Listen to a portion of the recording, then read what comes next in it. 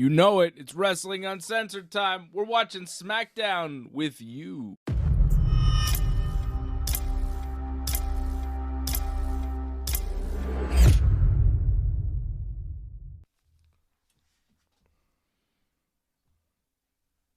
It's you, it's me, it's everybody now. Ooh, with everybody saying Wrestling Uncensored. yeah.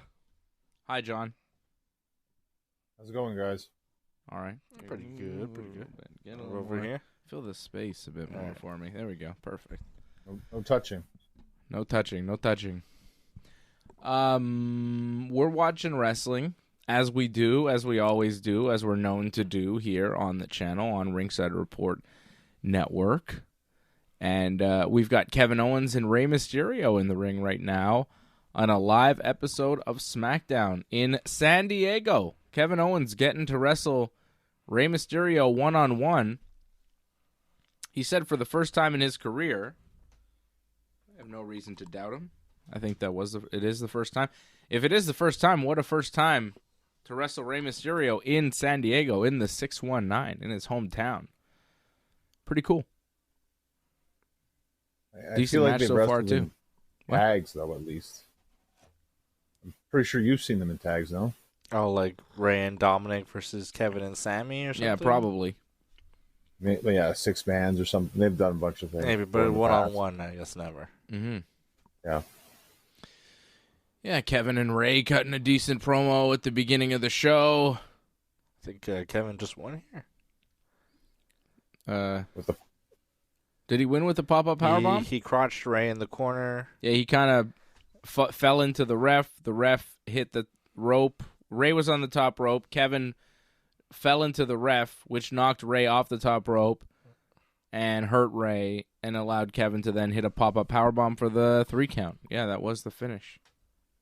Kevin Owens wins. Good match. Still the WWF champion, Kevin Owens.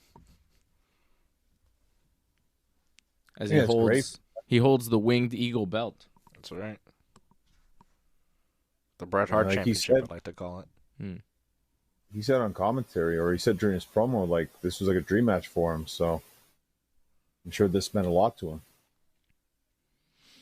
And Kevin saying, he respects Ray more than anybody else in the WWE, and now he's shaking Ray's hand.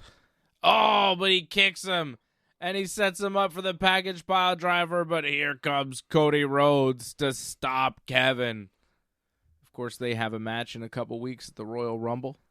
They're punching each other. Kevin and Cody They have to sign something, no? fighting in the ring.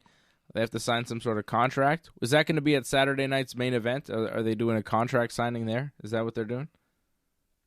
I think Nick Aldis wanted to do that tonight, so maybe it's going to happen here, possibly. Here's Jason Jordan.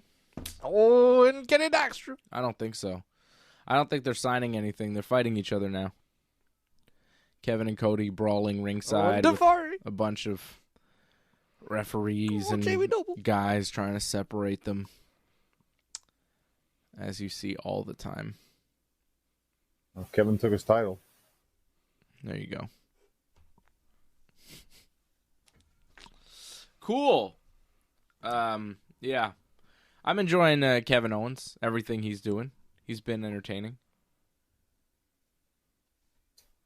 I wish the title was a bit better, though. You notice how it's like falling apart almost? Yeah, it hit the center plate. Looks pretty cheap.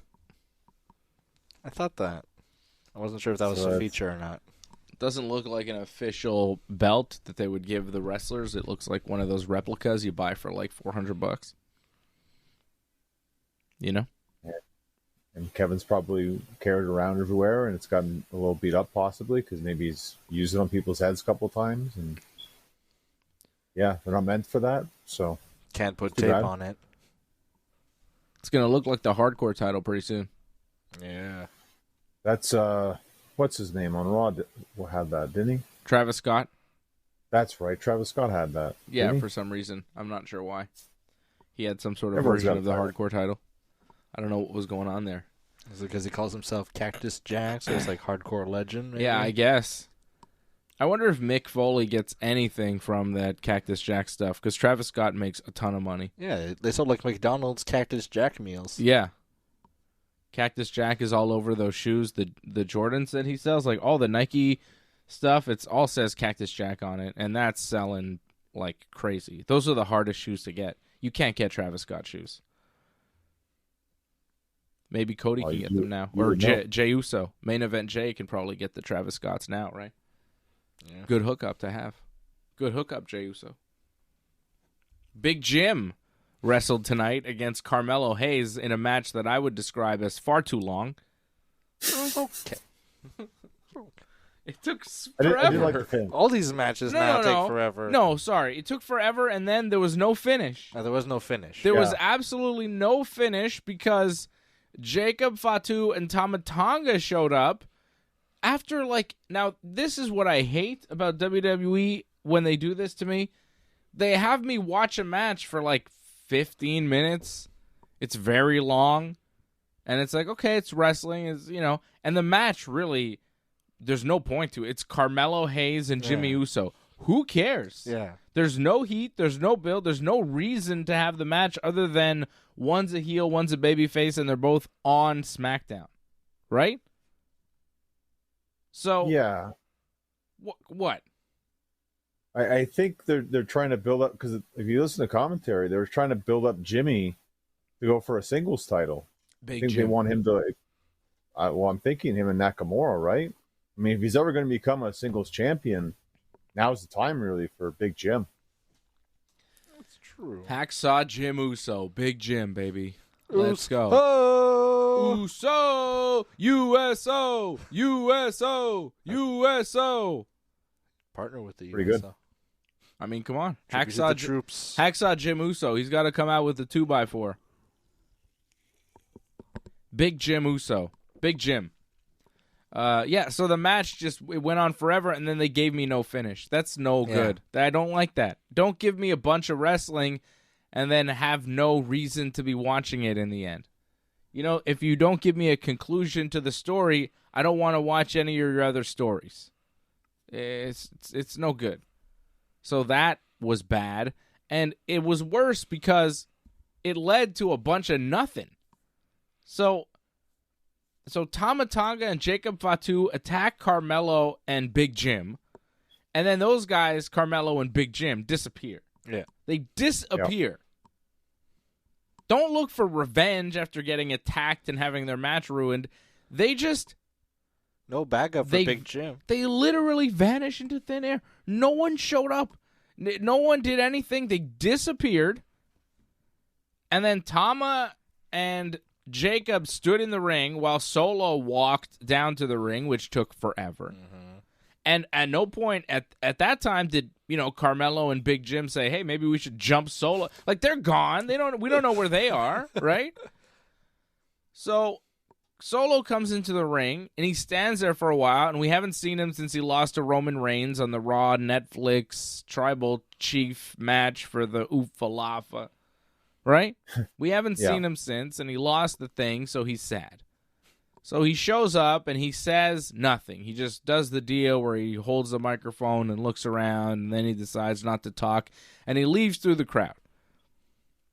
So Solo's like sad low now, right? He's really solo. He's all by himself. He's solo.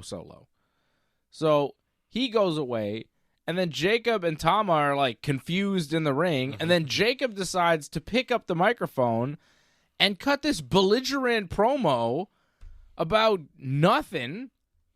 I mean, I don't know what the hell Jacob was saying. He was yelling. He was angry. And then he said he was just getting started. And I was like, I think you're done. I think that was enough, sir. And then LA Knight attacked them both, which was fun. And then he got beat up a bit. And then Braun Strowman showed up. And he tossed Tama Tonga into the barricade. And then he faced off with Jacob Fatu. But then Jacob Fatu left. And Braun was just there in the ring. So the Big Jim Carmelo Hayes match... The whole segment that lasted like 40 minutes, I feel like. Yeah. ended with Braun Strowman standing in the ring by himself. Is that LA Knight celebrating with him? I don't know. Maybe. I don't know. I don't think so. I think LA Knight also disappeared. He went into whatever black hole Big Jim and Carmelo Hayes sunk into. Yeah. It's like Ozzie Smith. Yes, exactly. In the bottomless pit. Well, it can't be bottomless. There's no way. There's got to be a bottom. There goes LA Knight in the bottomless pit. Big Jim and Carmelo Hayes. It's just dumb booking. It's lazy. And it's just clearly filler.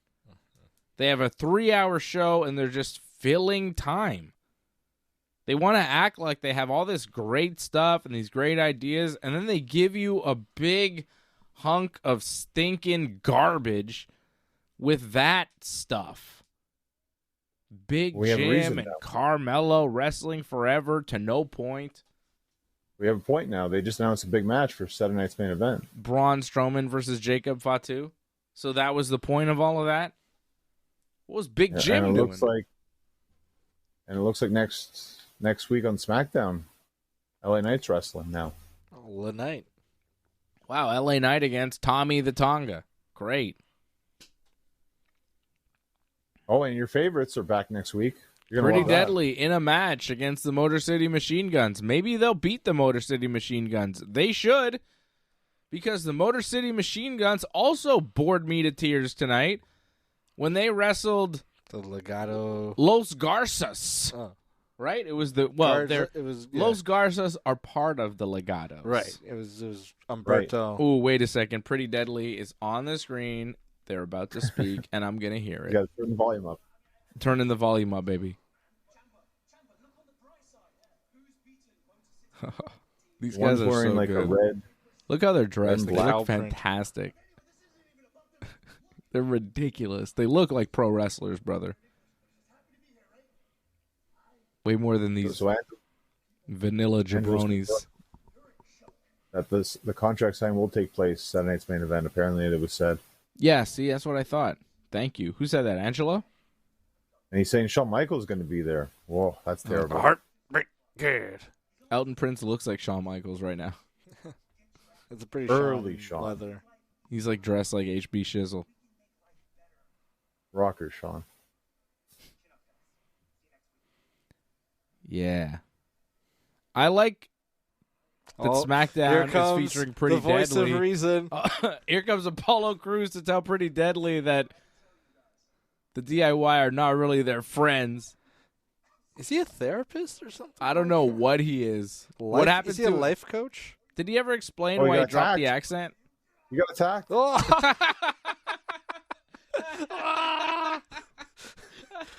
Johnny Gargano just attacked Apollo Crews and made the weirdest sound as he did it. It was a... Why would you announce the attack like that? That happens sometimes. Yeah, wrestlers tend to do that. It's weird. They just attacked Apollo because Apollo was saying, like, ooh, DIY, they're actually bad guys, Pretty Deadly. They don't like you.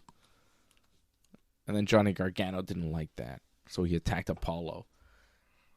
I don't know what Apollo is doing with all this. Like, what is... Yeah, who's his tag team partner? Well, that's it. Like, he's not in a tag team. He's just a man who walks around going, I don't think so, guys. And it's like, who are you, dude? Deceiving you. Why are you still... Aren't you in AEW by now? Like, what's going on? Why are you not in AEW? Did you not get the memo that no one wants you around in WWE? Like, probably get a nice paycheck. It's on TV. Yeah, I guess. I'm feeling that he's like the anti-Karrion Kross, where Kross is always about putting doubt into people's mind, and like he does it in a negative way, and Cruz puts doubt there, but tries to put a positive spin on it. So he's like the babyface version of Kross, I think. Oof. I'm not saying it's great. That makes sense, John. Yeah. Also, Karrion Kross, like, what the hell is that? With the Miz and all of that, like, that sucks too. Oof. Hey, where's the Wyatt Six? Apparently they're on SmackDown now. I haven't seen them yet. Well, maybe they realize that they are also not working. That thing is not working at all, the Wyatt Six. Yeah, who cares? The Wyatt sucks, man. It's not working. Oh, Roxanne Perez is here. Great. So are two I don't watch hometown heroes NXT. going to lose? Huh? We saw Ray lose, and now is Bayley going to lose too? She's not hometown. Well, She's she said NorCal. like she's close. Yeah, well, NorCal, close bro. enough. Yeah, totally different than SoCal. This is SoCal. This is like the so-iest of SoCal. She did a promo where it's like, oh, it's close enough. So Close enough. like San a- Jose to San Diego. It's like a 6.5 hour drive or something. Just because you're a San in California doesn't Yeah. mean you're the same. There's a lot of sands. Got your San Bernardino. Got your San Francisco. I You got heard about this family in St. Louis Obispo. There you go. Where Chuck Liddell is from. Yeah. That's Livia. At least she didn't suffer. What are you going to do? Oh, baby, we're back. The Simon Brothers in full effect. Machi. Whew. All right, so we're waiting for Bayley and Tiffy time. It's going to be the main event of Smacking Down tonight. Yeah. I mean, Raw and SmackDown felt like a lot of filler. Like, even Raw, we saw Sami Zayn wrestle The Miz. we did. Yes, that was not a great part of Raw. There were better parts of Raw. That was not a great part of Raw. Yeah, I mean, Punk and Seth cutting promos. That was good. I like when they speak. That was a great way to start the show. Mm-hmm. And like maybe Penta's match, some people liked it, some people didn't. I don't know how you felt. I thought it was for a debut. I thought it was all right. I had problems with it, but I think it was still a solid debut nonetheless. I liked it. I didn't really have problems with it. I thought Penta's debut was very good. He looked really good. I thought wrestling Chad Gable was a good first opponent. Gable's great. I thought the match was good. I just thought that the promo afterwards was a little long. I was like, wow, they're really giving him a lot of mic time here. It seemed like more for the crowd in the arena than for the TV show. It felt like a promo you would cut off air. It was weird. Should have. Yeah, Should've it been was that, odd. But I saw a story about that where, we could talk about the match here in a second, but I saw a story, it might have been PW Insider, saying that people were a bit upset because he went long and that made cut their time for their stuff afterwards, right? Okay. You saw that. Did you not see that story? I heard that story, yeah. Okay. Or I read the story, yeah. So I read that story and I was like, okay. And I took it, like a normal wrestling, like that's a thing that does happen, right? Like people go long and then other people's time gets cut because they have a certain amount of time, right? But then I was like, wait a second, they're on Netflix. Yeah, we have unlimited time. You don't have to cut time. It's no 11 o'clock news. Yeah, but I think that might be different, though, in terms of, like, for the arena time. You have to give the arena time for how long you're out for. You can't just say, oh, well, we're going overtime. It don't work like that. Like, you have to have a set time. Like, maybe with Netflix, they're okay with it in terms of they're fine, but the arena yeah, but you could in an arena you could go an extra 20, 30 and they're not going to go crazy. They're going to have a dark match. Yeah, they're going to do stuff afterwards. Like they could I don't know. I thought that cut for time stuff was maybe not real. But I don't know. I liked Penta's debut. I thought the match was good. I thought, he looked a little small next to Gable, which is not good. Just is. Yeah. Yeah. Well, he has been wrestling Jungle Boy a lot of the time. And, yeah, well, that's it. He's and looked the Young Bucks. He's looked kind of bigger in AEW, but that's because he's wrestling a lot of smaller guys. And that just always happens when you go to WWE. You look a little smaller than you have in the other promotions if you've been televised, because WWE is still the land of the giants. Where the big boys play, baby. That's right. Look at the adjective. Now, I think Penta will have a decent run in WWE. I think he started well. People seem to like him. What's the problem? What are people mad at exactly, John? I don't know if people are mad about it. I mean, people might find reasons to get mad about it. Just the way I saw looking at the match, like, I think he was probably a bit nervous. And to me, it seemed like he got gassed pretty quick. I don't know if you caught that or not. You were shocked about something, though. You seem Are to you be... seeing this? Is Tiffy? What am I No. seeing right now? This is the Queen. Oh. Okay, Oh, yeah. yeah. Woo! Right. The They're Rumble doing a package. Charlotte promo. Oh. Okay. I thought it was going to be a surprise. I mean, she's coming back. This is I mean, is we haven't Rumble. heard from Charlotte in months. Over a year? It's been like a Does it say year. when she's coming back? I mean, Well, I don't I know, saw her but wait till training. the end of this promo, baby. Look at this. Charlotte's on a boat, Yeah. looking like $1 million, Right. as always. Charlotte Flair. Well, we Top thought the talent. Rumble. I mean, I think that's still That was- the plan, I Wait. think. Returning when? Rumble. All right, well, whatever. Exactly. They After just Rumble. announced that. I mean, probably at the Rumble, I would say. But they. She's wrestling Tiffany at I mean, a Mania, Charlotte promo is very exciting. Sorry, John. I mean, come on, Charlotte. No, that's fine. But yeah, we thought last week were they like Charlotte versus Tiffany. That makes sense for WrestleMania, and I think they're probably starting that plan right now. That would be big. So that's fine. That would be a big. But going match. back to the Penta match, Yeah. yeah, I thought he was nervous. He looked kind of gassed. I don't think he's used to like the WWE ring because he looked like the ropes. It was kind of rough for him at certain points. And again, like it was good that Gable was in there with them. Gable made him look good. And Gable took over when I thought he pretty much just lost everything. I think he's trying to learn how to sell because he doesn't. I guess he didn't sell a lot before in the past, but his selling was very inconsistent. Where he was trying to sell the leg. Mm, Like if you're gonna sell a leg, maybe you don't throw kicks okay. or like sell consistently the same leg too as well. But you know, I mean, it's a new thing for him, so it's a different environment. He's gonna get used to it. I think cutting promos too. Like we didn't see him really cut too many promos in AEW, and that kind of showed why. And to me, it's like I don't feel like he's the kind of guy that needs to cut promos like that No. because that kind of killed a lot of what you thought his character could possibly be.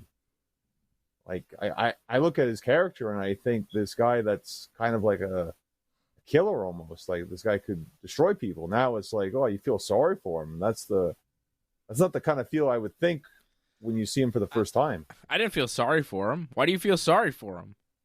Yeah, I saw his kid crying in the front row and all this, and like this has always been my dream that he says, and it's like I finally made it, and that to me it was a big sympathy kind of thing for him. It felt like the whole promo. I missed that. I mean, yeah, it was his dream, but it didn't make me feel bad for him. I mean, he achieved his dream. Why would I feel bad?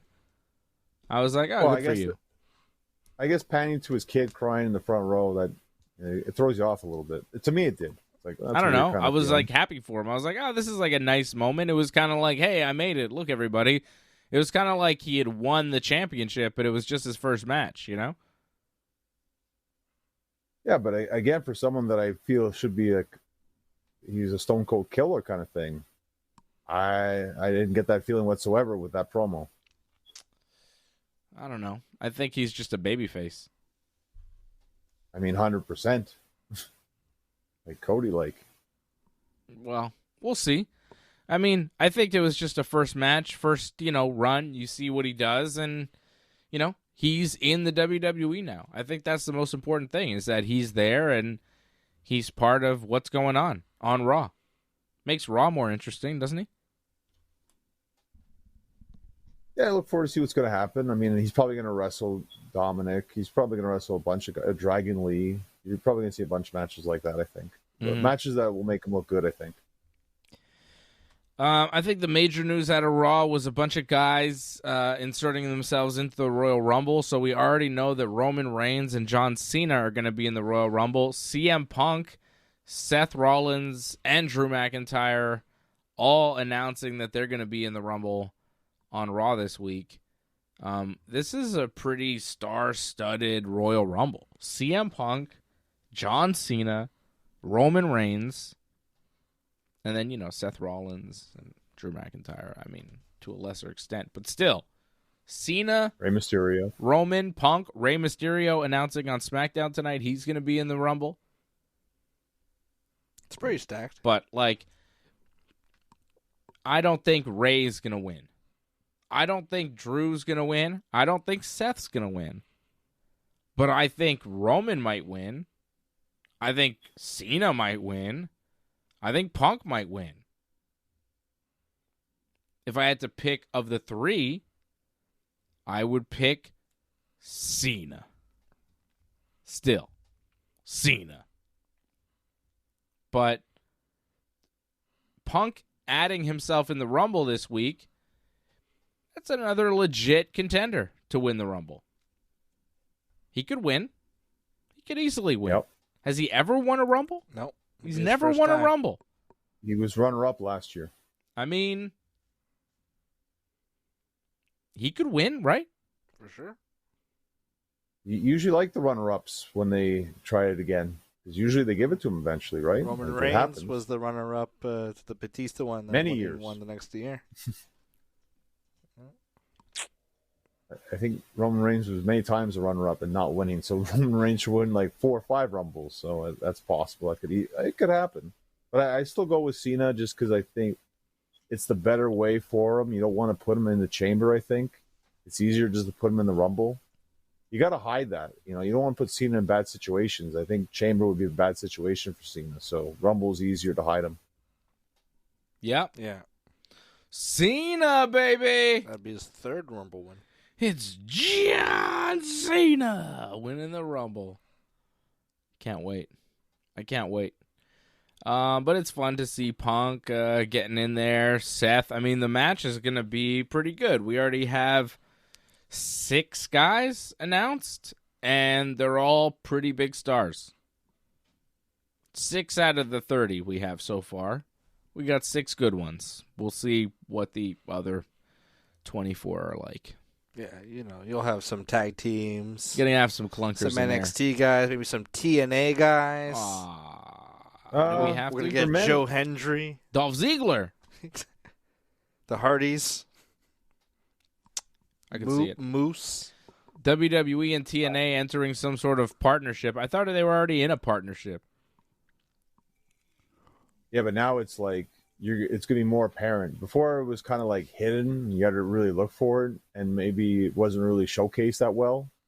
And like, when was the last time you saw it really advertised on WWE? But now it's going to be like in your face kind of thing, because now on SmackDown they talked about it. So now it's like, yeah, it's wide open, this whole partnership. Yeah, but it's more NXT and TNA, isn't it? Probably. I mean, but like Ben said, like, I expect them in the Rumble, appearances like that. It happened in the Women's Rumble last year, right? It'll probably happen again. And maybe Joe Henry, or sure, the Hardys, little things like that. You could see that happen. Mm-hmm. Yeah. I'm not blown away by that. I saw the news of the TNA partnership, and I was like, so? If this was in 2008 or something, I'd be like, oh, man. Yeah, that's it. If WWE announced like they were entering into a partnership with AEW, I'd be like, holy shit. Yeah. But entering into a partnership with TNA is like entering into a partnership with any other small indie fed who has a star or two. It's not a big deal. No, I agree with you. It's not really something that really excites me whatsoever, and it doesn't make me want to watch TNA any more so than I already don't. So, yeah, I'm not really big on it, but good for people that get more opportunities and possibilities. Maybe it opens their path to WWE more so than before. So, more power to them. Yeah, just for me, not so much. Yeah. Yeah, I don't care about TNA at all. I don't care about anything they do. When's the last time I did? Many years Matt ago. Hardy? Didn't you watch Bound for Glory a couple years ago? Maybe.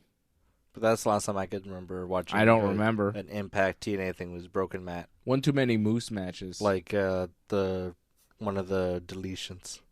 Yeah, probably some deletion stuff. A very long time ago. Yeah, like that before feels like, AEW existed. What was that, 2018, 17? Yeah, something like that. It's been a while. Long time. A Bayley and Tiffany time continuing to wrestle right now in the main event of SmackDown for the SmackDown Women's Championship. It's all right. Bianca Belair and Naomi got a win over Candice LeRae and Nia Jax tonight. Naomi hitting the Bubba Bomb on Candice for the win. You know, was what it was. Everybody's getting a lot of wrestling time on SmackDown. Every match is much longer than it used to be. Well, it was all right for Rey Mysterio and Kevin, which I think was easily the best match we've seen so far tonight. Yeah. Yeah. But it's not great for everybody. No. You know what I mean? It's kind of like, all right, guys. We say we want wrestling, but, you know, we want it to be good wrestling and we want it to have a point. Well, I found the main event of Raw was pretty good. I enjoyed Damian Priest, Finn Balor, street fight. It goes to show, when in doubt, backyard wrestling, it always is entertaining in the end, when it's good. And I thought it was. Yeah. And that was a long feud that had been building, but is it really over now between Priest and Balor, even though Priest won? I hope so. I mean, how many times can they do this one and done? They did this on pay-per-view a couple months back, and you thought it was over there, and it just kept going. Hopefully now they can move on. Well, because what else? I mean, I feel like they've done everything, you know? Yeah. But, I don't know. I guess there's inner turmoil now in the Judgment Day. Maybe Liv is leaving. Oh, no. Right? Well, I think we talked about this. We texted each other about this. Like, maybe Liv... Well, people just go to SmackDown and Raw. It doesn't even matter anymore. We've seen this on Raw and SmackDown this week. But maybe Liv goes to SmackDown, Nia goes to Raw, just to kind of switch things up a bit. Yeah. We saw Nia on Raw this week cutting a promo. And Bayley. And Bayley. Yeah. Which was kind of weird. Maybe this is Bayley's send-off of SmackDown. Usually when somebody's going over to the other show, they have a high-profile loss. Yeah. On, you know, the show they're leaving to one of the top people. This feels like that for Bayley, right? Because she's not beating Tiffany. Tiffany just won the belt a couple weeks ago. This is her first title defense. Bayley's not beating her here tonight. They're not doing a feud. So she's probably losing. Yeah, they're not. So she's probably going to Raw, Bayley, right? And what else is there for Bayley on SmackDown? I mean, after this Tiffany thing, which is kind of the end of her story, is like Tiffany's the one that screwed her out of the title at SummerSlam. Now she can finally get her revenge, but she doesn't.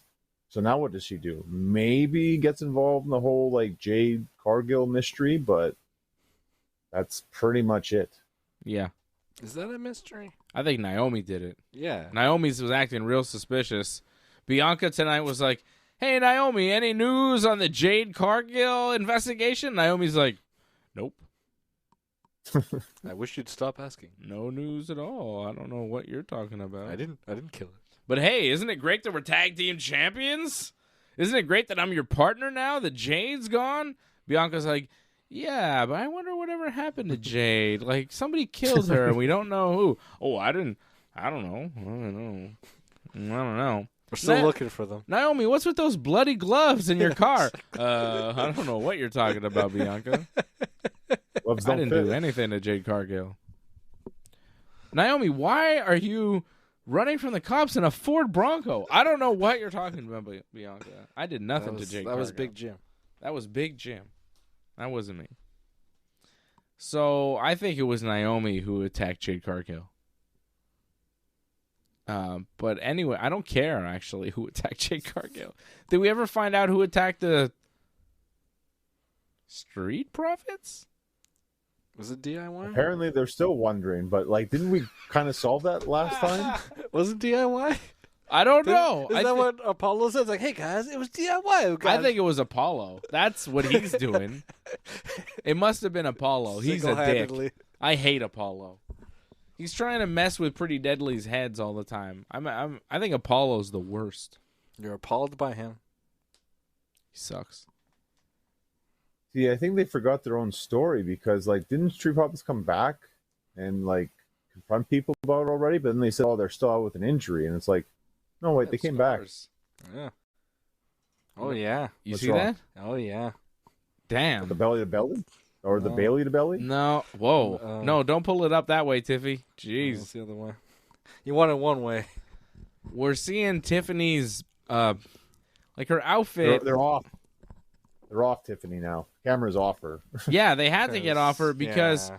you saw her under boob with big scars because she had implants in there. So you see the surgery scars under her boob because there's a lot of under boob showing because of this weird top she's wearing. Like half of her boob is like out, and it was just kind of stretched out, and the camera was just focused on her, and it was just like two big scars. It was just, it wasn't a great, shot of Tiffy, so they got off of that.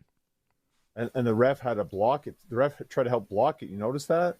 And then tell her, like, hey, you got to fix it. Yeah. It was not what you want to see on USA Network in the States, right? Well, it's just, it's a fact of life. That won't exist anymore. We saw this, but it won't exist in the future editions. You see it on demand. That's gone. Like that stuff that we just saw, like it'll be edited out, I'm sure. All those scars that you just saw. Yeah, I hope so. For Tiffy's sake, it's embarrassing. I would assume it's embarrassing for her. Maybe not. Maybe she doesn't care. I don't know. I don't know. Let's stop talking about it. I'm uncomfortable seeing Tiffy's boob scars. Scar tissue that I wish I hadn't seen. Yeah, I didn't need to see that. You guys this match already, brother. Like I wish I didn't see it. You're like, oh, look at this, look at this. Like, well, it was shocking. It was like what's going on there? This is not supposed to happen. This is botchamania going on right now. I love I thought Sheamus and Ludwig Kaiser. Hey, Kaiser, Tiffy's boyfriend. They had a good match on Raw. I think they've had better matches, and I don't know about you. I feel that's another few that's kind of like dragged a little bit. Like that should be over, and it's going to continue because Sheamus is going to face Braun at Saturday Night's Main Event as well, if I'm not mistaken, right, for the IC title. Yeah, that's fine. It's just dragging. Like that should have been over at Survivor Series. Yeah. I think they might make Sheamus the Intercontinental Champion though through it. You think so? I thought Braun would at least get to WrestleMania. It's a one belt Sheamus has never held. They keep talking about it, and they keep giving Sheamus a shot. It's like, at a certain point, just do it. And then give it back to Braun, in a month or two. I agree with you, but I think Sheamus recently signed a new contract, so I don't know if they're going to give it to him right away. It could be a Mania thing. Maybe. Angelo dropping a super chat. He says, what do you guys make of Corey Graves being pissed off over not being on SmackDown?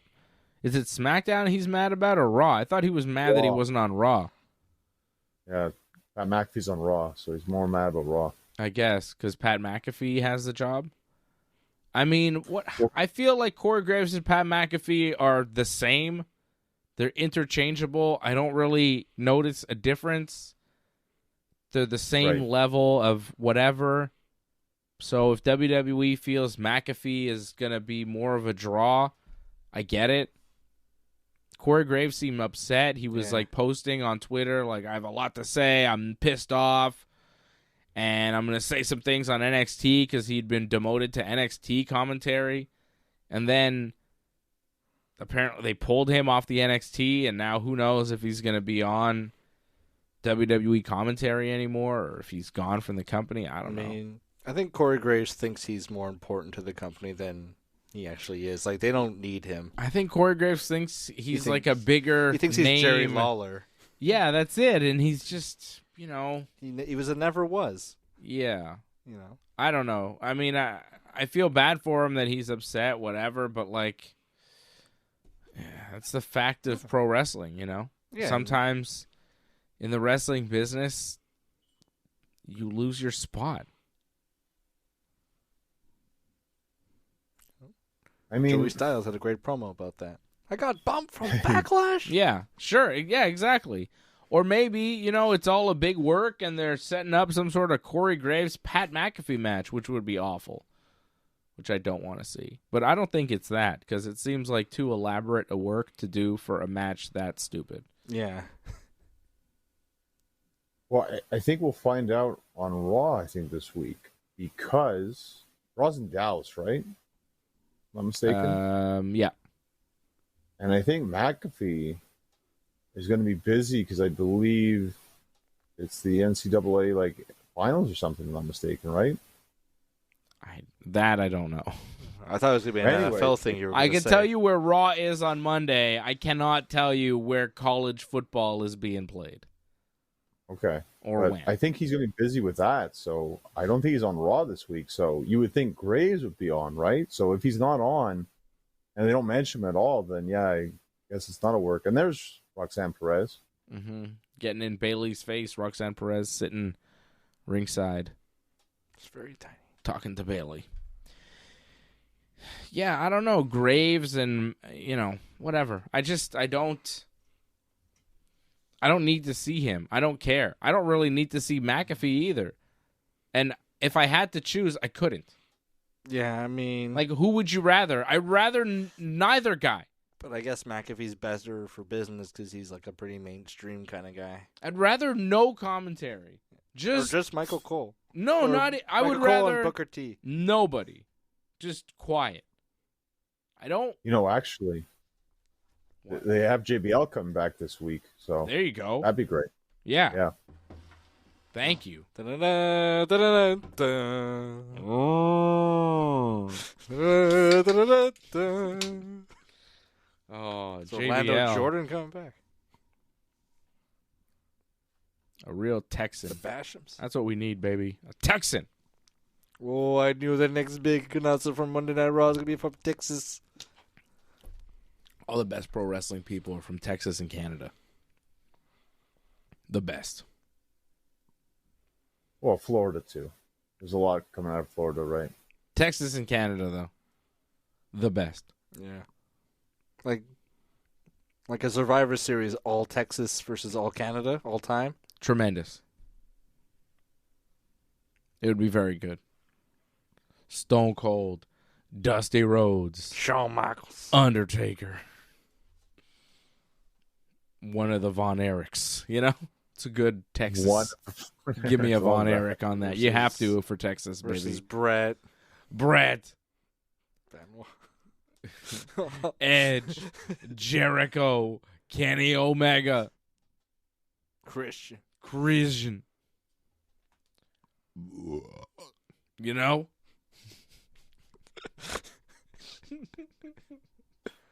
Shit. This match still going on? Hachi Machi. God damn, pal.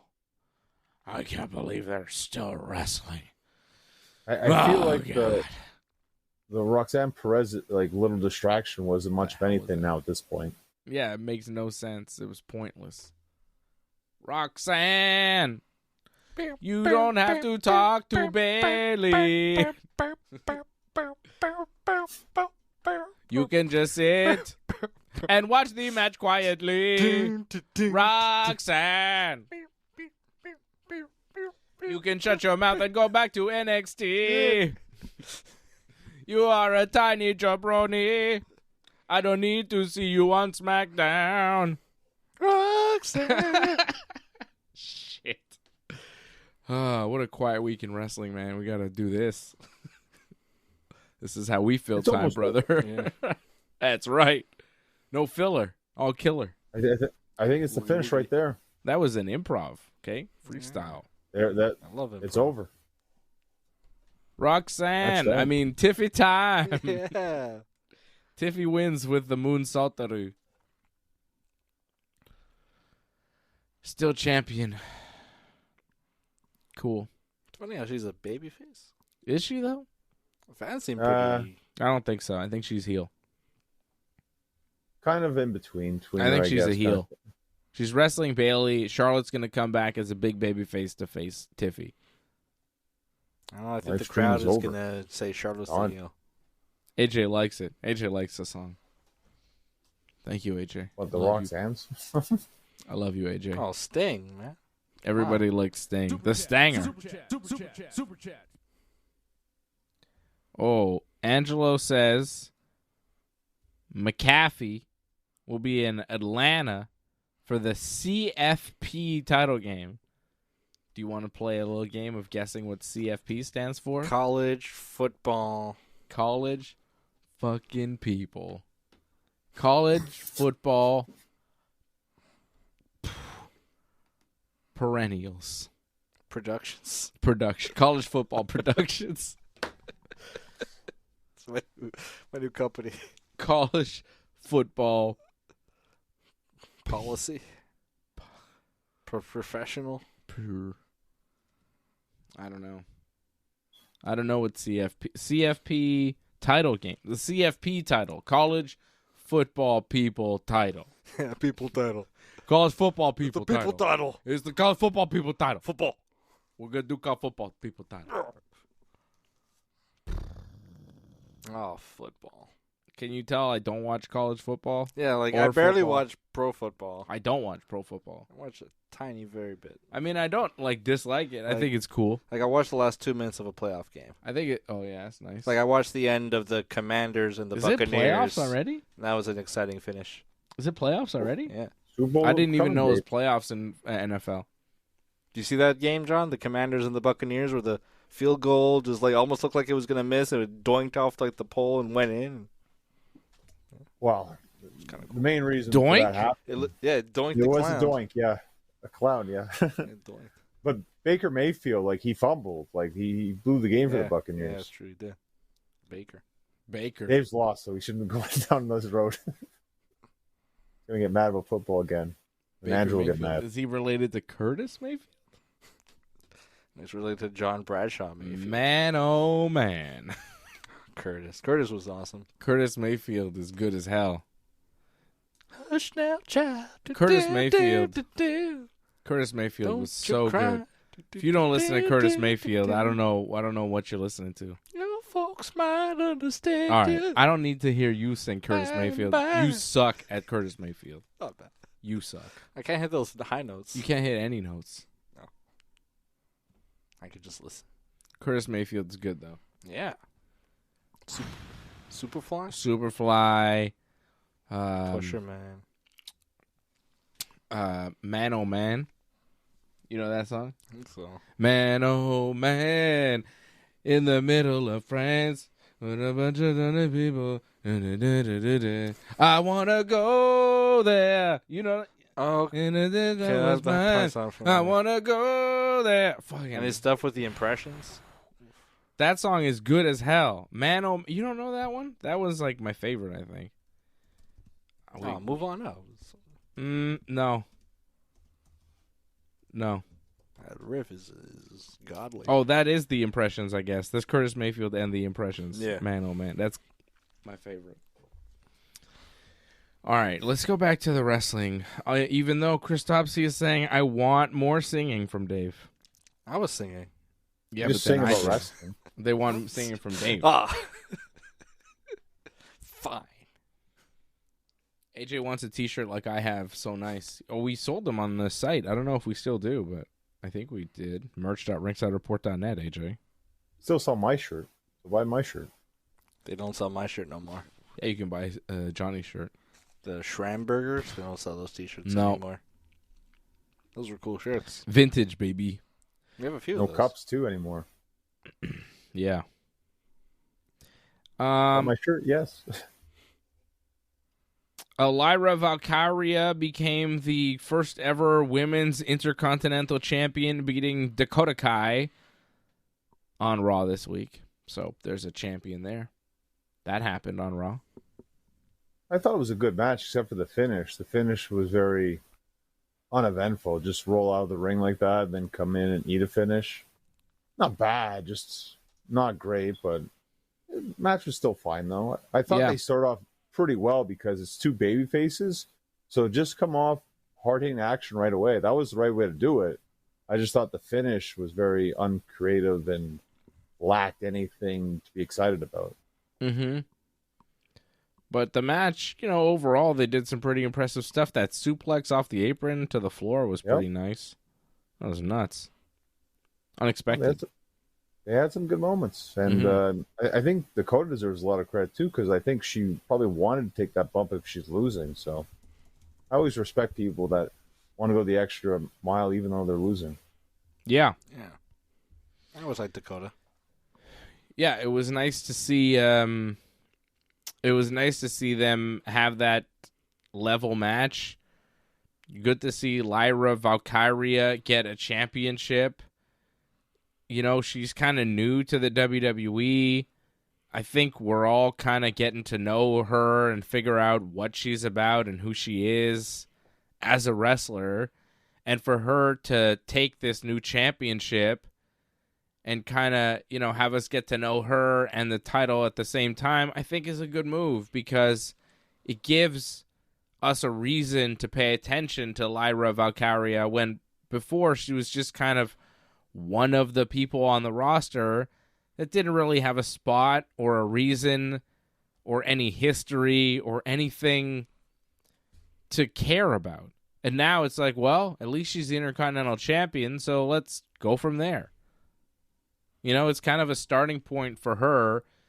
Like, I think everything before her winning the Intercontinental title in WWE is going to be kind of forgotten because really, what has she done? Did she wrestle Becky Lynch? She lost to Nia. She got squashed against Nia, remember? Oh yeah, that nasty at the Queen of the Ring. Yeah. The she was like bent kind of like this, Yeah. and then I went like, brah.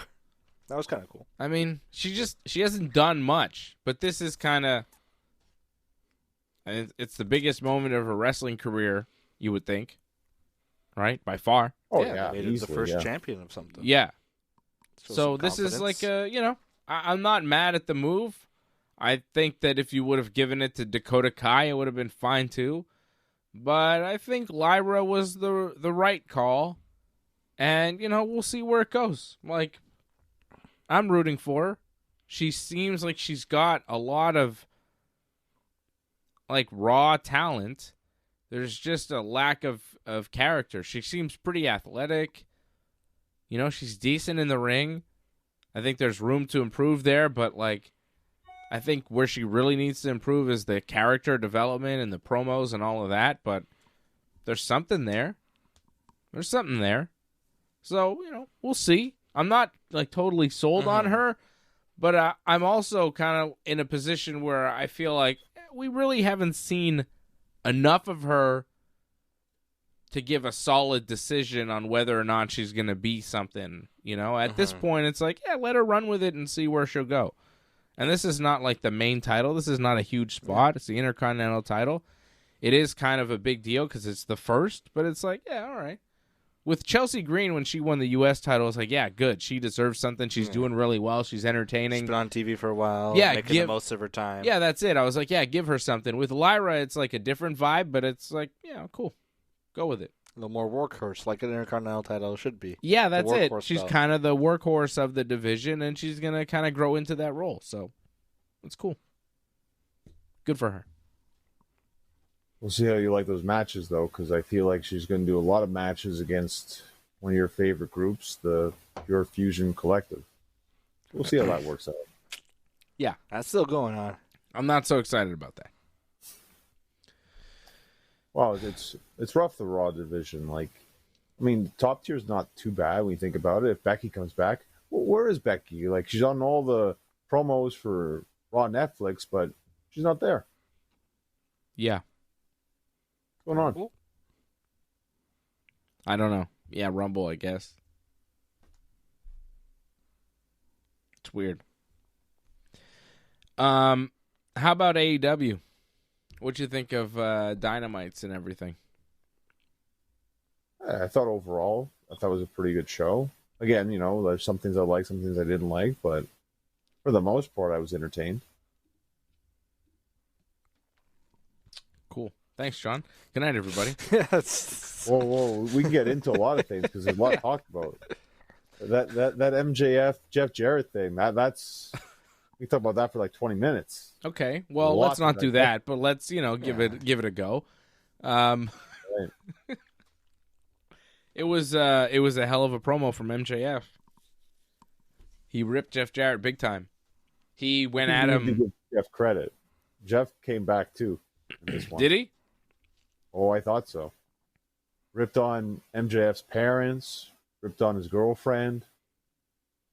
He did pretty good. He did say some mean things about MJF's parents and girlfriend. That is true.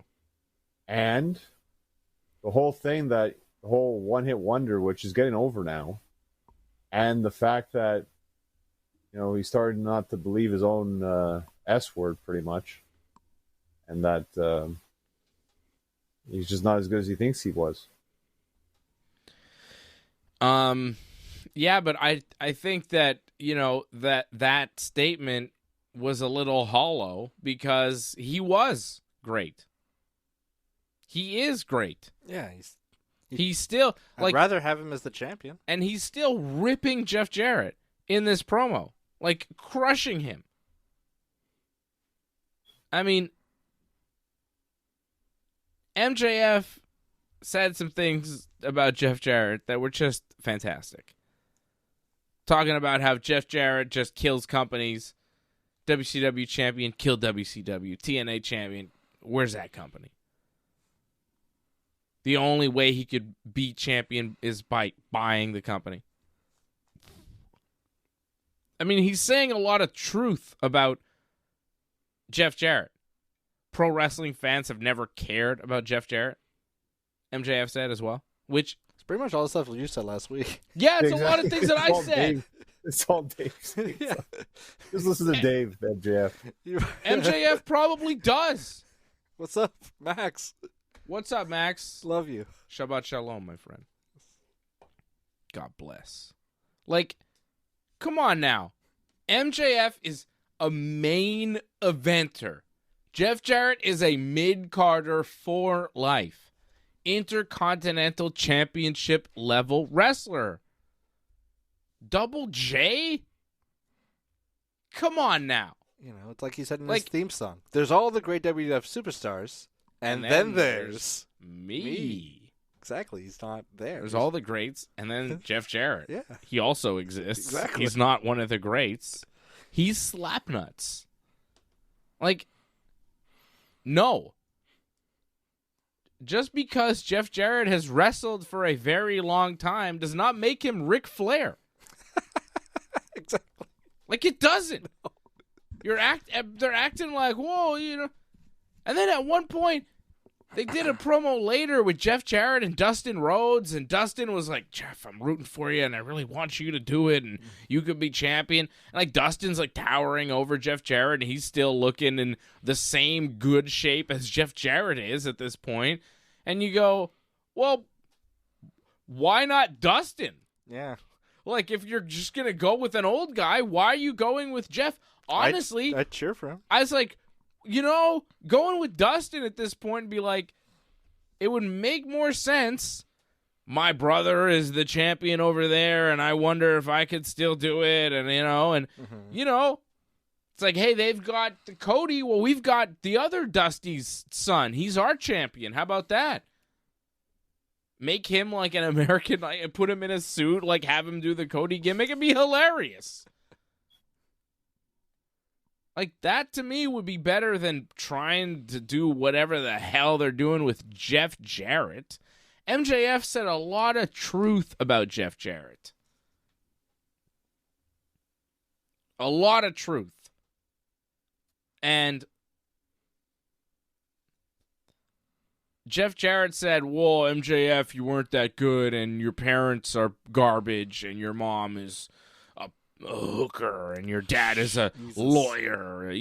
Oh, yeah, a lawyer, wink, wink. Your mom is a call girl, and your dad is an ambulance chaser. Is what Jeff Jarrett said about MJF, which could have been, yeah, I don't know. That's borderline. Is his dad actually a lawyer, or was Jeff Jarrett just making some sort of assumption or insinuation or remark? Inferral. Yeah, and if he was, he can go fuck himself. How about that? Fucking Jeff Jarrett. He probably was. It's not like MJF go for some low blows too, by the way. Talking about Owen. Okay, was he wrong? MJF said that the quote was, Jeff Jarrett is a carny succubus leech riding the coattails of his dead friend. He says no wrestling fan has ever given a solitary shit about Jeff Jarrett. And just because Jeff Jarrett was best friends with Owen Hart, he thinks he's owed a grand finale? Yes, of course, MJF. Correct. Just because you were best friends with Owen and you told this sob story during the Owen Hart Cup, everybody felt bad for you because it's a sad story. It doesn't mean you get to be champion when you're 80 years old. What is with America making all the old guys the top people all the time? They're obsessed with the aged. What is going on? The greatest generation. Let's go with the oldest guy we can find to do all the things that the young guys should be doing. To look to the future. Yeah, let's look to the future with the oldest fuck we can find. Hey, who's looking really old in AEW? Hey, Jeff Jarrett. You want to make a run for the belt? Ridiculous. It's ridiculous. He's not a draw. He's not a star. No one knows who he is. No one outside of pro wrestling has ever heard of this dude. It's fucking crazy, man. It's crazy that anybody is even thinking that Jeff Jarrett and MJF are on the same level. No one is on the level of the devil. MJF is so good. He's a generational talent. What did he say? There's a funny line. He said about Karen, he said, make sure that sexy MILF of a wife stays around because when I'm done with her, I'll ship her back to Tennessee so you can know what an Olympic gold medalist and a generational talent's balls taste like. Oh, a little Kurt Angle in there. Yeah. Yeah. Boom. I mean, he just nailed him with everything. All the hits on Jeff Jarrett, crushing him. And Jeff was like, whoa, you weren't a great champion. What? Whatever that means. What promotion would ever make you champion? Your buddy Vince Russo in WCW? How'd that work? TNA, when you owned the company and when you were the champion, everybody was pissed that you were champion? I was there. We were all pissed. I was at Hard Justice 06. And? Garbage pelting the... It was a regular occurrence of just the ring filling with garbage with Jeff Jarrett celebrating. Yeah. We were just tired of this guy, and he beat all the heroes. They'd build up AJ Styles. It was ridiculous. To go up against him, then Jarrett would hit him with the guitar while Gail Kim was distracting the ref, and then Slick Johnson.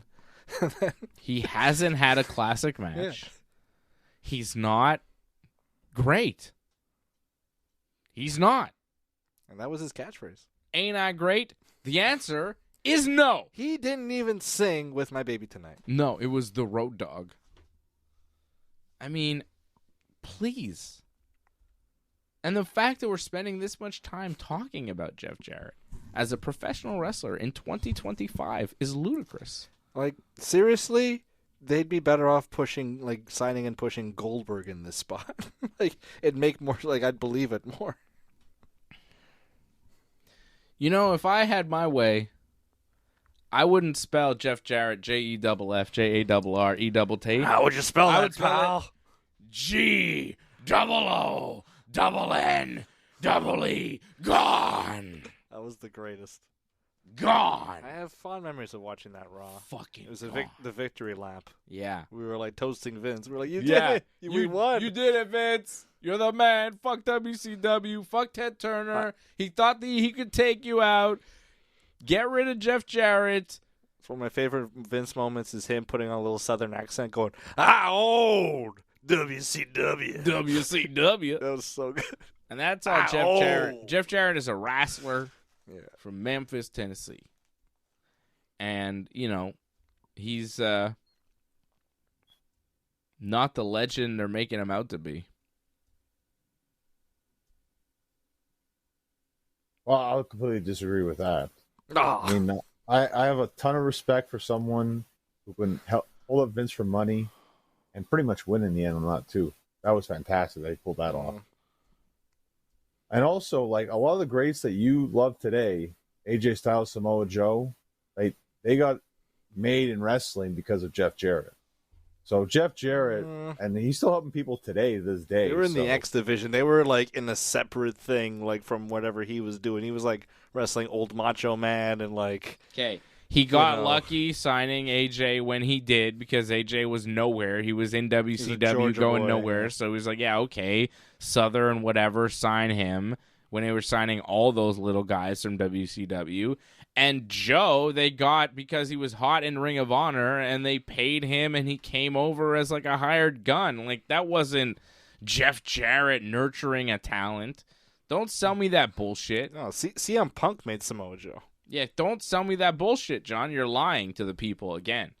You're trying to see, this is the bullshit. This is the revisionist history that puts Jeff Jarrett up on a pedestal. It's bullshit, unfortunately, with guys like Johnny North who want to have respect for these guys that fucking gave their life to the business because their grandmama and their daddy took care of them. And, I mean, they had no other fucking choice, and they had it kind of spoon-fed to them, and they were kind of, you know, helped along the whole way. I got no sympathy, no love, nothing for Jeff Jarrett. Nothing. I loved what MJF said to him this week. It was great. More of that. Just bury that guy. Gone. Do you feel like he went too far with the whole Karen thing, though, afterwards? No. Oh, wow. No. Jeez, so he's allowed to hit a woman? Did he hit her? He pushed her, if I'm not mistaken. Yeah, it's fine.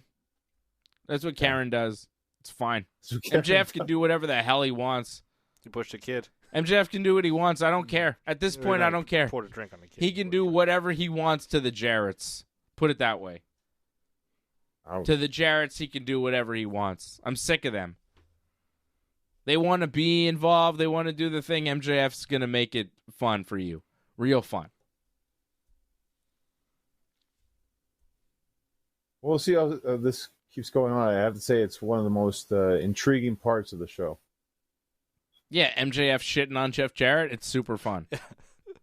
I liked it. Like, finally, someone's doing this on the promo. Yeah, it was the best part of the show. MJF burying Jeff Jarrett in a promo to his face, saying all the truths about Jeff Jarrett right to his face, which is why we love MJF. MJF is what CM Punk used to be. He's the guy that comes into the ring with a live mic and tells the truth. Yeah. The voice of the voiceless. MJF, Maxwell Jacob Friedman, our hero. He's our scumbag. Mention the cinch. He's our scumbag. Mention the cinch, baby. He really is our scumbag. You know, like, he's going to say the awful things that we wouldn't say to Jeff Jarrett's face, but he's willing to say them, and he'll say them for us. Like, I wouldn't say that shit to Jeff Jarrett. I'd be like, hi, Jeff Jarrett, how are you? Nice to meet you. Like, I wouldn't be mean to Jeff Jarrett because, you know, I'm not going to say mean shit to the man's face. Even though I'm thinking, like, what the fuck are you thinking going for the world title? I might say it in a nicer way than MJF, but I like how MJF is just direct to the point. He is our scumbag. He is saying the scummy things that we would not dare say, and he's saying them on live television right to the man's face. He's great. I love him so much. I'm just a little surprised that it was the best thing on the show. I thought Kenny Omega's return match, that was going to be the best thing you thought on the show. MJF with a live mic, man. Unstoppable. Kenny was great, though. The match was good. It was good. Brian Cage, I mean, you know, it was fine. It was all right. It opened the show, so I thought it was a fine opening match. Yeah. I mean, it was Brian Cage. It was what it was. I didn't love all that stuff afterwards with the Don Callis family attacking Kenny and then Will Ospreay coming out and trying to help him and then the family just beating him up, Takeshita and Fletcher and all of that. I'm just not super into the idea of Kenny and Ospreay as a team against Fletcher and Takeshita. I mean, the matches could be cool, but like tag team stuff right now, Like, I don't know why Kenny's jumping right into some sort of weird tag team with Will Ospreay. Like, that's not what I want to see Kenny do. What do you want to see Kenny do? Like, him and Okada, that's all in, so that's a long ways away. What else is Kenny going to do in the meantime? Other singles stuff? You know, I wouldn't mind, like, after Cope is done, like, I wouldn't mind Kenny against Moxley. That'd be fine. Yeah. Or Kenny, I don't know. But, like, Kenny and the Don Callis thing, even though Kenny is just coming back now after, like, a year away, Kenny versus Don Callis and Takeshita feels played out. Like, we've seen it before. A lot. And, like, I don't need to revisit that. Why? I mean, the only benefit, really, I mean, I wouldn't mind seeing Kenny versus Fletcher. I think Fletcher is one of their up-and-coming guys, so that'd be a great match for Fletcher to have. Yeah. And I guess you could go there, but it's just, I don't know. It doesn't excite me. It's like, oh, Kenny's back. What's he doing? He's teaming with Ospreay against Takeshita and Fletcher. Takeshita and Fletcher aren't particularly over. And they don't give Don Callis enough, like, mic time to really get that group going. I'm sure I'm sure he would want it, but I don't know if you'd want have him talk the whole show. Well, not the whole show, but, I mean, once in a while, give him a promo in the ring with the group around him. Something. Never happens. You got to watch more Collision, obviously. You have to watch more Collision. But by the way, like I mentioned, TSN Plus still has Collision, but it's only on demand. They don't air it live on TSN, on TSN Plus. Like, they never aired it on the TSN channels, but it only is on demand for TSN Plus. It only airs live on the USA Network, which you get. Yeah, which I'm watching, sometimes, but big UFC tomorrow night. Big changes to the UFC. Islam Makhachev was supposed to fight Arman Sarukian was like, he's got some sort of injury that happened today. So they're like, fight's off. He's going to fight Hanato Moicano instead, who was like on the undercard fighting Beneil Dariush. So Moicano gets a title shot like out of nowhere. Huge underdog. But the guy is like, he's on a hot streak and he's got fire in his hands. Like, Moicano Could get like a like, you never know. sneak attack. He's kind of dangerous. He should get smashed by Islam because Islam is like next level. But Every now and then there's a fight, makes you go, yeah, I don't know. I mean, Moicano has been preparing for a fight. Islam has been preparing for Tsarukian, who's like a totally different style than Moicano. Moicano's more like kind of stand and bang with you. Tsarukian is a little bit more, grappling based. Yeah. I don't know. I think Islam probably wins. Like, he should win. He's a big favorite, but crazy things happen in the UFC, and Moicano, like, he's got that knockout ability where it's like, maybe. And, like, when you're not prepared for the style, it could get real tricky. you didn't have a camp for it. And I wonder also because, like, for this Moicano guy, like, if he didn't know he was about to fight for the championship, he doesn't have that, like, in his stomach. So, like, he's might be coming, like, I'm playing with house money. Yeah. Or, like, I'm a little more relaxed, kind of like, hey, holy crap, here I am. It's not like this is what I've been working for, so. Yeah, but his body is prepared for a fight, and Beneil Dariush is very wrestling-based, too, so his opponent is similar to Islam, similar stylistically. Like, his camp training for Dariush is more similar to training for Islam than Islam training for Tsarukian now fighting Moicano. So it's like, okay, well, camp-wise, Moicano might have had an advantage for Islam based on the techniques and what to look for in a fight, but again, Islam is like, next-level talent. He's unbelievable. He'll invent some shit. And he should be able to put his hands on Moicano and take him down at will. Should be able to. It's not a bad fight. Like, when Tsarukian fell off, I was like, oh, that sucks. But then they slot Moicano in there, and it's like, okay. I'll take that. Like, Moicano's not the number one contender. It does suck that Sarukian's not getting this shot because that was the fight to happen. It needed to happen. But Moicano is a cool replacement. I'm still siding with Islam to win, but, I'm interested in the fight. I'm still interested in that fight. It's not like they canceled it and I'm like, I don't want to see it anymore. It's like, oh, okay.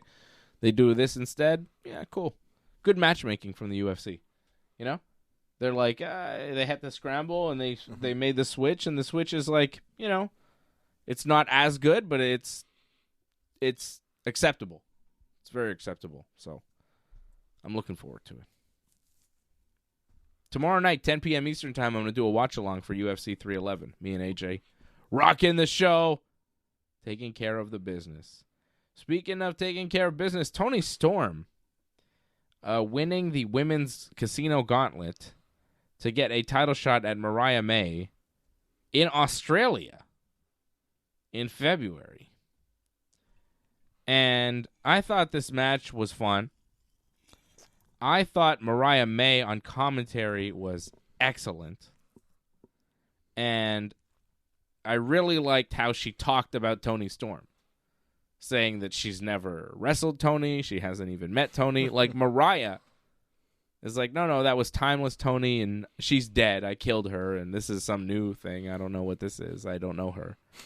So Mariah is even playing into this Toni Storm delusion and is like very excited about seeing the new Toni Storm and is kind of like nice to her. It's a weird thing that Mariah is doing as well. She has been a great champion for AEW, a great signing. I don't know if they have signed anybody. I mean, other than Toni Storm. Yeah, but I was thinking, like, well, Toni Storm technically is a signing. Yeah, other than Toni Storm, in their women's division that has had a bigger impact than Mariah May. Like, Mercedes is doing whatever she's doing, and it's whatever. Feels like an island. Yeah, but, man, Toni Storm and Mariah May. But Toni, has been given her props. But Mariah May, I feel like people aren't paying enough attention to how good she is on commentary, in the ring, promos, everything. Across the board.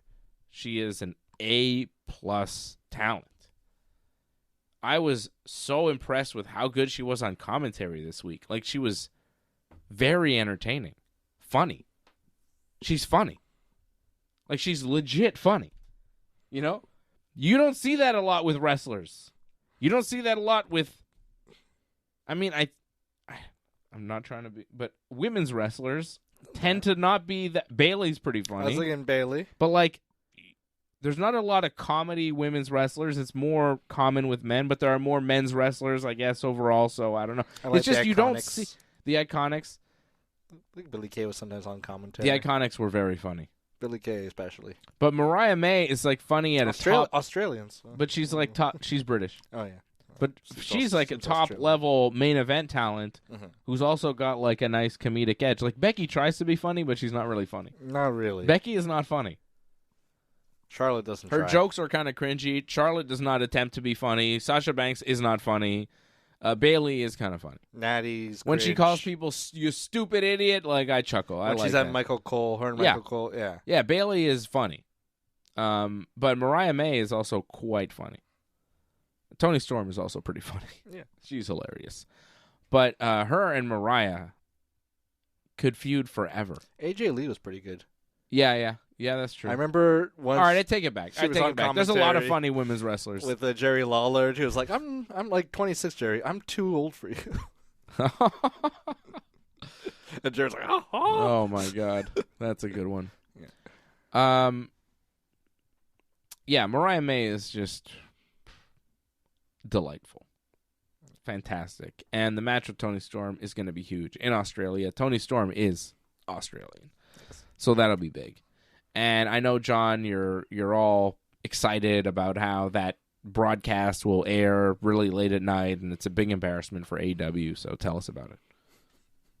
Well, first let's talk about the match, because you really didn't talk about the women's casino gauntlet match. Like, this was kind of a mixed bag here. Like, I know you said it was a good match. It was fun. There were okay moments, but overall, I thought, and this is the problem when the men's did it last week. I thought the men's, that was excellent. This, it felt like you had moments, and then it kind of got lost a little bit. And I just felt some people in there just didn't really add much to it.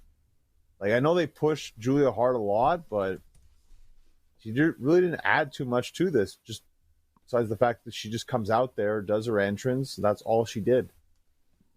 Like, did she really stand out whatsoever? I didn't feel that. I was very interested by the debut of, I think it's Megan Bain. Megan Bain. Yeah, that's gotta be Bain. It's Megan Bain. I'm showing my brother some images of Megan Bain so he knows who she is. She's tall, right? She's kind of jacked.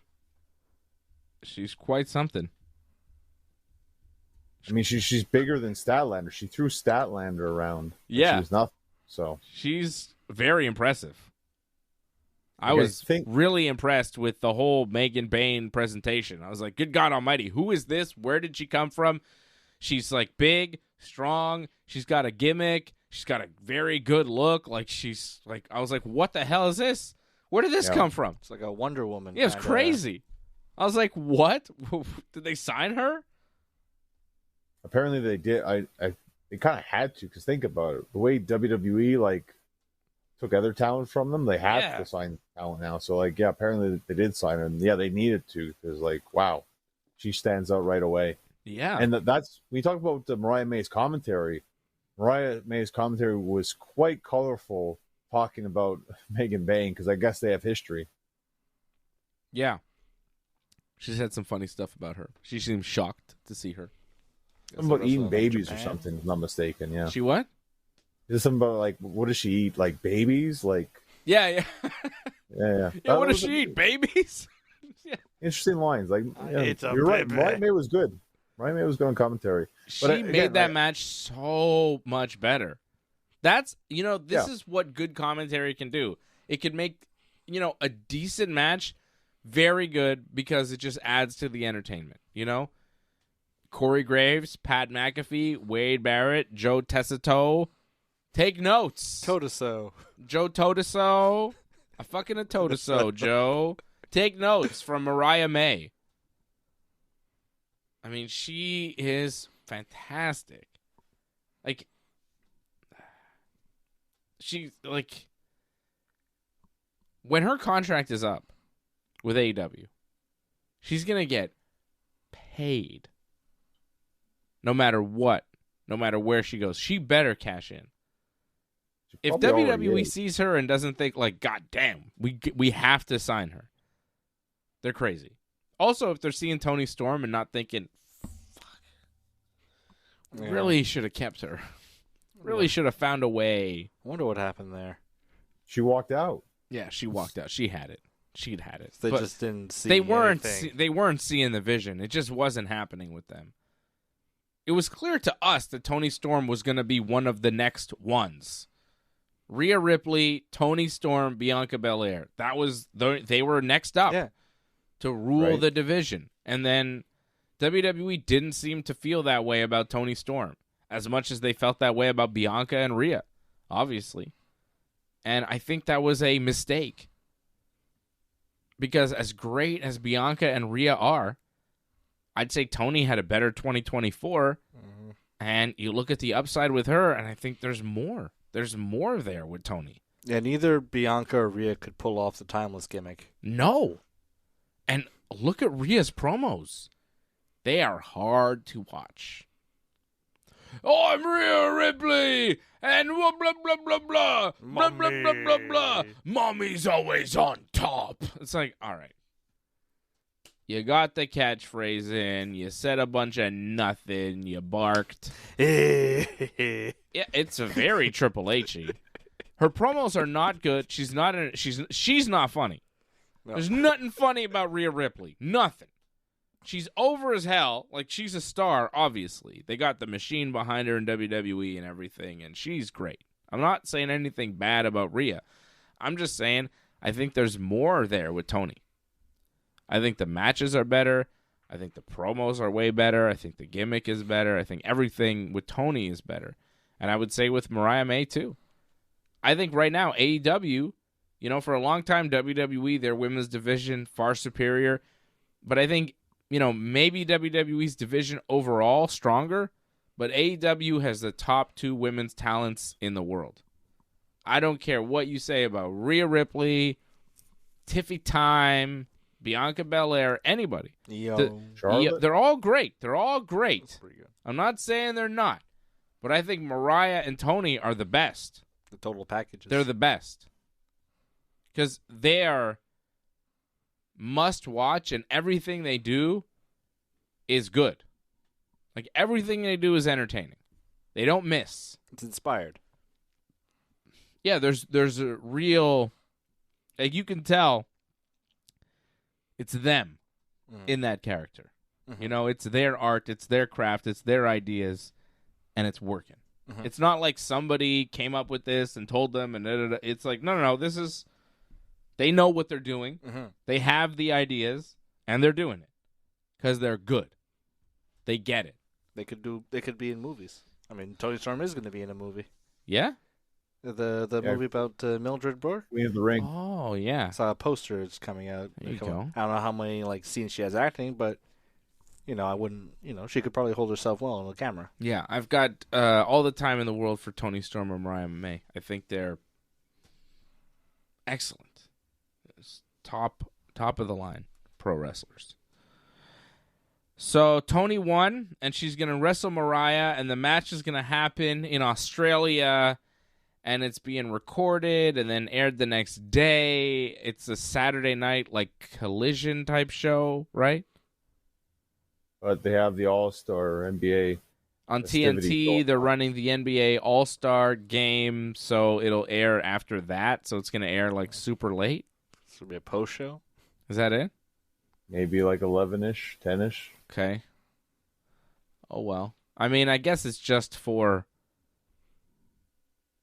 the Australian fans more than anything. Well, it's a good thing it's not going to be in a stadium like they originally planned. Because that would have been really disappointing if you couldn't have that live. And what about for us? If say Collision is on a delay in the States because of NBA on TNT, but it runs on USA Network Canada here, do we get it at 8 o'clock, or do we get it another time?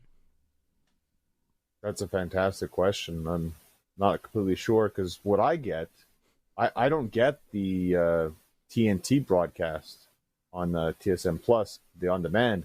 I get the international broadcast with no commercial whatsoever. It just goes straight through. They don't do the TNT cuts. So, but I think the USA Network, because when TSN Plus used to have it live, it would go up to TNT broadcast. Mm-hmm. So I think, you might suffer. Wait and see. February 15th. Suffering. Okay. Samoan Joe came back to AEW this week. That was good. He helped Hook defend himself against Christian and his goons. And Taz. Yeah, he helped Taz, too. Joe's been hurt, I guess? Well, they did an angle. Remember, Jericho had him in a forklift, put him through a wall. But he's been filming a TV series. Oh, is that where he's been? Okay. Oh, the Twisted Metal? Yeah, he did another season. But that's just him under a mask or something. It's not even his voice. He's just the body of a guy, I think. They still need his body. Guy. Yeah, he still needs his body. Okay, well, there you go. So Joe is, I like to see Joe. Joe's always fun. And then the main event was Jon Moxley and Powerhouse Hobbs for the world title. And Moxley choked out Hobbs in the end and got the win after Utah attacked Hobbs outside the ring behind the ref's back. And there was a post-match beatdown, of course, from Moxley and his goons. And rated FTR, Edge and the FTR chased off Moxley and the goons. So Edge and Moxley is a thing that they're doing. It's building, probably Revolution, March 9th. Are we going to wait that long for the title match? Yes, I think really? so. Yeah. Jeez. You also missed, we saw the AEW in-ring debut of MVP. Oh, yeah. I was surprised to see him wrestle. I didn't realize he was going to wrestle in AEW. Well, he looked all right for someone who hasn't wrestled in years, apparently. Yeah. Yeah. I mean, the match was what it was. Was he wearing the Power Ranger suit? Yeah. Oh, nice. Yeah. Against Private Party and Mark Briscoe, the Hurt Syndicate got the win there. One thought I had watching Dynamite this week with Jon Moxley in the main event defending his world title. The show was called Dynamite Maximum Carnage, and it was in Cincinnati, Jon Moxley's hometown. And they weren't in front of more than, I'd say, 4,000 people. Oof. I think it was 1,500, if not mistaken. 1,500. It was a tiny theater. Pathetic. They were in a little theater. It looked bad on TV. It looked very small. The crowd was very small. And it just occurred to me that when AEW had CM Punk and they brought him to Chicago, they sold out arenas. Their world champion, their guy, their star, Jon Moxley, sells 1,500 tickets in his hometown. What's that? Maybe Jeff Jarrett should be the champion. I mean, MJF sells tickets on Long Island. Yeah. Okay? Kenny Omega and Jericho sell tickets in Winnipeg. And probably other parts of Canada. Yeah. Jon Moxley, they couldn't do a bigger house for Moxley in Cincinnati? It's not like they go through Cincinnati that often. Right? That's it? That's all you got, Cincinnati? That's all the love they have for their hometown boy? 1,500 people for Jon Moxley defending the world title? Main event of the show, Maximum Carnage. This is his run. He's got a massive group. He's the top guy, running roughshod over everybody, not losing the title anytime soon. And you're in Cincinnati, your hometown, and that's it. That's all you got. So I would like to take this moment in time, January 17th, 2025, to formally announce that no one can ever tell me that Jon Moxley is a draw. No one. You can no longer make that claim in professional wrestling. I know some people like to say he's a draw. Some people like to say that he's a needle mover. That people pay to see Jon Moxley. But when you can't sell more than 1,500 tickets in a theater in your guy's hometown, that tells me you are not a draw. Not a draw. World champion of AEW. Observe this, brother. Multi-time world champion of AEW. The most. Yep. Yeah. 1,500 tickets in his hometown of Cincinnati, Ohio. It's not like he's from Davenport, Iowa. Yeah. Like Seth Rollins, where, there's maybe 1,500 people in the town. Have a baseball and a football franchise. It's Cincinnati. What's the population of Cincinnati? 309,000 in the Cincinnati area, in the city. It's probably some more or less a good suburby area. The metro area, the Cincinnati metropolitan area, which is, it's 2.271 million. It's not bad. It's 2 million people in the Cincinnati area. And you, Jon Moxley, top guy in AEW, 1,500 tickets in a theater. something's wrong with that picture. I was just like watching the show, looking at the small crowd, and then seeing Moxley come out, and he's got this shirt says like Cincy or whatever on it. Like he had a hoodie that said Cincy, and I'm like, oh yeah, you're in your hometown. And it reminded me, I was like, oh, you're in your hometown. I remember when CM Punk was in his hometown. I remember when Bryan Danielson was in his hometown. Big crowds. I know AEW is trying to kind of scale down their shows and have smaller venues so they could really sell, but once in a while, maybe you get a bigger venue. If you think you can sell the tickets, you would think they would try that. You would think that if they thought Moxley could draw more tickets, they would have done a bigger venue in Cincinnati, his hometown. Yeah, there's got to be some. But obviously their thought was, too much of a risk. Yeah, we probably can't get that many people to buy tickets for Jon Moxley. He's, So if that is the case, I just wonder why he's on top. I don't really love it. I don't know that the ratings are doing great, loving his run. So why is it still happening? There doesn't seem to be an end in sight. I would end it as soon as he can. I know, John, you said Edge and Moxley wouldn't happen till Revolution. If we have to wait till March, I guess I can do another month and a half of this, but I don't know if Edge it's going to be winning, tough. Though. Yeah, I don't think Edge will win is the problem. He's going to get screwed. So Marina Shafir is going to kick him in the balls or something. Yeah, I think Edge should win, though. Or Christian, or anybody. Yeah. Hook? Christian's son, the Wayne? Nick? Mama Wayne? Mama Wayne should be anybody. Wheeler, Utah. Danny Garcia. Cesaro. Father Magic. Cesaro. Darbus Allen. I mean, give me somebody. Here's a thought. Hangman Page. MJF. Swerve Strickland. How about one of those guys? What are they up to? How about the guy that is clearly your top guy, cuts the best promos, has the best matches?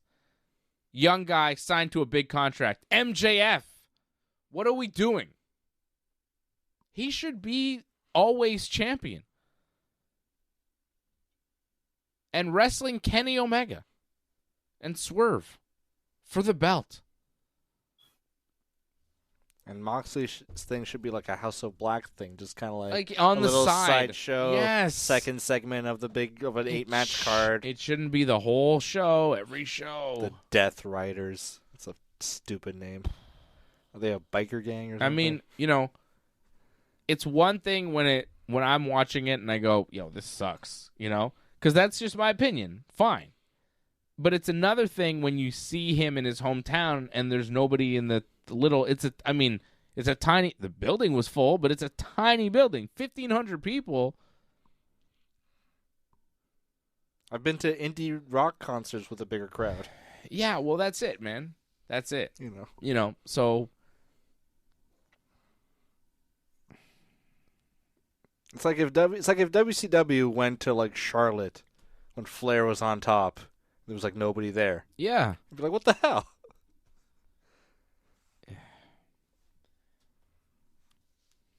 John?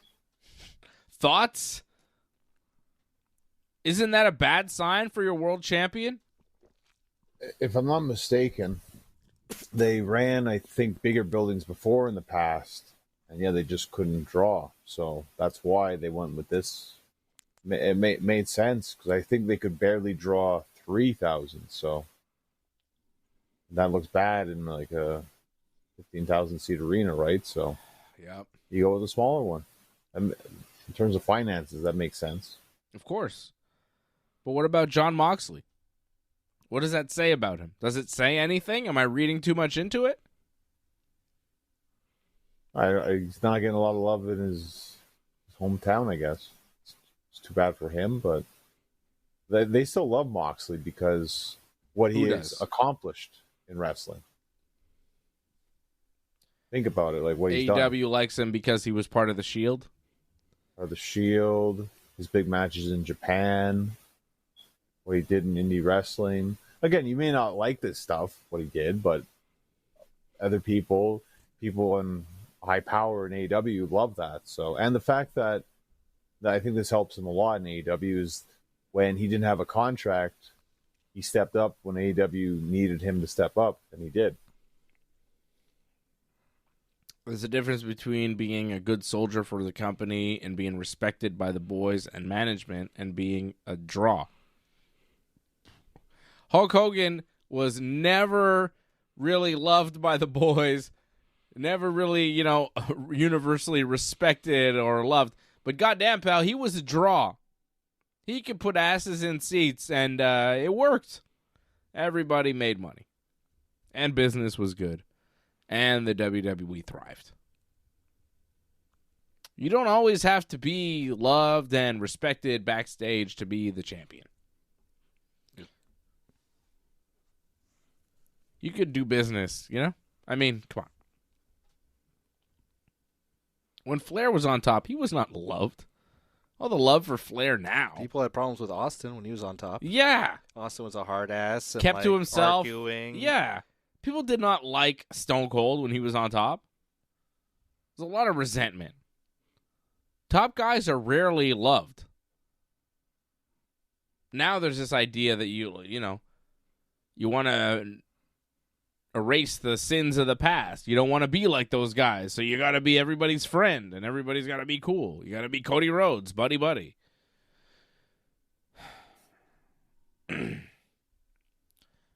Doesn't always make for great TV, though. So that's probably the thing that's hurting the most right now is the fact that I don't think this is the best story that they've had in AEW, and I don't feel a lot of people are invested in this as much as I think AEW wants people to be invested. Yeah, people are starting to turn on it big time now because they've had enough. It's been going on for a while, and they're like, we've had enough of all this Moxley stuff. These guys aren't the NWO. No. They're treating them like they're the NWO, like this force that's just going to interfere and beat up whoever, and, we're going to enjoy it for, like, a couple of years before they, like, start to crack. But I think it's already, like, it's the Jeff Jarrett NWO right now. And again, I mean, I hate to say this, because I'm just going to talk about how right I am, but I was right about all of this shit. Go back. When did Moxley attack Bryan and take the belt and all of this? What show was that? Wrestle Dream. Go watch our Wrestle Dream post show and see what I said about Moxley and what's going to happen with this group. I said that this group will suck. It will not be entertaining. Moxley will be doing these long, stupid promos that go nowhere. And he'll have backup of who exactly? Wheeler, Utah, Cesaro, Pac. None of these guys can talk. Marina Shafir, nobody can talk. You don't know me. Nobody has personality. Nobody's going to get over. This group is going to be just boring, taking up space, and it's not going to work. You're going to have no Bryan Danielson, and to replace him and all the fun stuff you just had, you're going to have Moxley and his boring group just running the show. And this is exactly what we've had for the past several months, and it's exactly what I said was going to happen as soon as they started the angle. I said, what the hell are they doing? It wasn't that I was mad at what they did to Bryan in his last match, which was offensive, which I was mad about, but I was also mad about the story that they were putting into play, which was, Moxley's taking over AEW because he's mad at how it is for some reason. Yeah, but didn't attack the Bucks. And there was never really any addressing of why or what exactly. It's still not clear what he's raging against, other than, he's just a mean guy who wants to beat up everybody except his friends. Like, that's really it. It's him and his friends wanting to beat up everybody because they hate everybody. There's no, rhyme or reason to it. There's no direct, we stand for the... There's nothing. Yeah. It's dumb. NWO is we want to kill WCW. Yes. We want to replace it with our show. They're not trying to kill AEW. They're trying to, make AEW great again or something. I don't even know. It's not working. I knew it wasn't going to work. And other wrestling fans watching it not work are like, hey, this sucks, by the way. It's like, yes. Yes, guys, it does. Thank you. Finally. But seriously, go watch the fucking post show. I was there. You remember, right? I was there. You remember me saying, like, this is not going to be good, guys. We're not going to like this. Lo and behold, what are you doing, Tony Khan? No one likes this. Personal appeals to Tony. Yeah, please, Tony Khan. Whatever you're doing. Give me a call. I've got some ideas on how to make your show better. They're very good. They involve more Hangman and Swerve and Darby and Ospreay and Kenny. You know, just more of those guys. The Jeff. Less Jeff Jarrett. Less John Moxley. Much less. Hangman has a big match tomorrow. Or I guess they already taped it, but it's the... I think this is going to be Christopher Daniels' retirement match, that Texas Death match they have. Why is this happening? Because that's been building for a while now. The whole, Daniels and Hangman, Hangman doesn't like talking to old vets. Yeah, and Daniels wants respects. So I'm not that interested in it. The match I'm interested in for Collision tomorrow is Okada versus Ishii, which I think is fun. Like an old school New Japan style match in AEW. Two New Japan guys having a good old match for the Continental Championship. I think that'll be fun. Well, you're not going to go back and watch it, but I thought Pac and Commander from last week, that was the match to watch last week on Collision. I like how Pac is back in the States. It's like, where's he been? Collision. It was a big shock when he came back 2 weeks ago, no? I mean, I guess it's not really a shock anymore because he just kind of comes in and out. It's like, oh, yeah, there he is. I don't even recognize when he's there or not. It's like, oh, okay, I guess he's not there this week. Back to England. That's it. Inconsistent group. Which is another thing that I said about the group. Pac will be there sometimes, and he's the second best guy there, and he won't even really be there consistently, and then we won't really know what the group is. It'll be Marina Shafir and Wheeler, Utah. It's good. It's good stuff, brother. It's good. All right, John, when's your next match? When can the people see you in the ring? I guess we're less than 24 hours away because it's tomorrow at John Abbott College, 7:30 p.m. bell time, $10 tickets. More info, check out my Twitter feed and Instagram. Twitter at North Genesis, Instagram Genesis Joy North. There it is. And you can check me out tomorrow night, 10 p.m. Eastern Time. Saturday night, UFC 311 watch along will be here for the show. What? 311. Investigate 311. That's right. That's what I kept saying. I kept saying last night on the show, I was like, UFC 311, it's time to investigate. It's time to investigate UFC 311. And Fred and AJ had no idea what I was talking about, right? Because, they're not of that. It's fantastic. But investigate UFC 311. We're going to be investigating, for sure. Got ranch? It's time to ranch it up, John. Bird up. John? Time to I'm like AJ and Fred. Like, buzz me, Brotendo. You guys are all crazy, but... buzz me, Brotendo. It should be a fun show tomorrow, as usually is with the watch along. Your first watch along of the year. Oh, yeah. Yes. What's the Rumble? Watch along of the year. Rumble is February 1st. February 1st. 2 weeks. 2 weeks. Not next Saturday. Next Saturday is Saturday night's main event, and then the following Saturday is the Royal Rumble match. Here we go. More wrestling next week. Yeah, more Saturday night pro wrestling. Cool. All right, guys. See you again tomorrow night for more UFC stuff. Watching the pay-per-view here on the Ringside Report Network. Thanks for sticking with us to the end. We would really appreciate it if you could help us spread the word. You know the drill. Hit that subscribe button. Flip those notification switches. We are an audience-supported network. So consider becoming a recurring supporter at membership.ringsidereport.net. Check out our website at ringsidereport.net. Hope to see you again next time, and have a good night.